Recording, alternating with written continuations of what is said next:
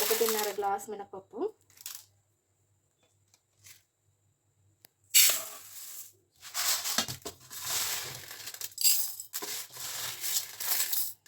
Okay 1/2 glass బియ్యం పోసుకోవాలి. వడ్డించుకొని చిన్న మంట మీద మినపప్పు వేపుకోవాలి.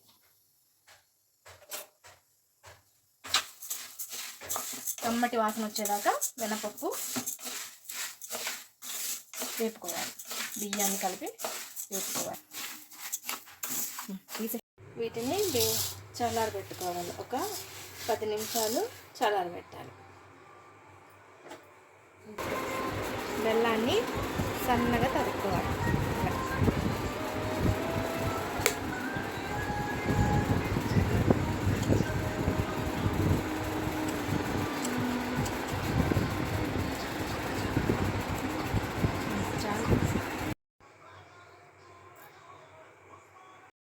చక్కగా మినప్పిండి, బెల్లము, జీడిపప్పు, నెయ్యితోటి ఇప్పుడు మనం ముందుగా ఈ మినపప్పు వేపిన మినపప్పులో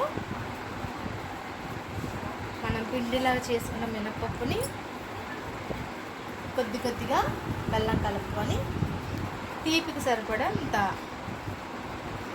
మనం ఎంతైతే తీపి తింటామో అంతగా మనం బెల్లాన్ని కొద్ది కొద్దిగా కలుపుకొని రుచికి తగ్గట్టుగా మనం చేసుకోవాలి.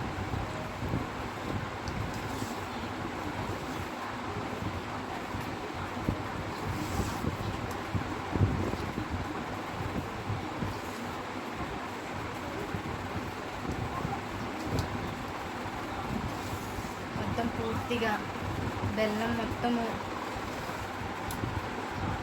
ఈ సున్నిపిండిలో కలిసిపోవాలండి.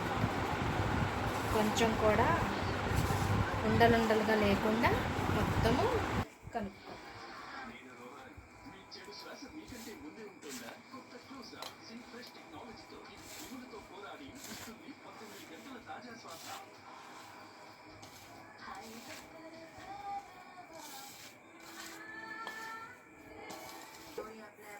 కొద్ది కొద్దిగా వేడి చేసిన మూకిట్లోది అదే కడాయిలో నెయ్యి కొద్ది కొద్దిగా పోసుకొని కలుపుకోవాలి. నేను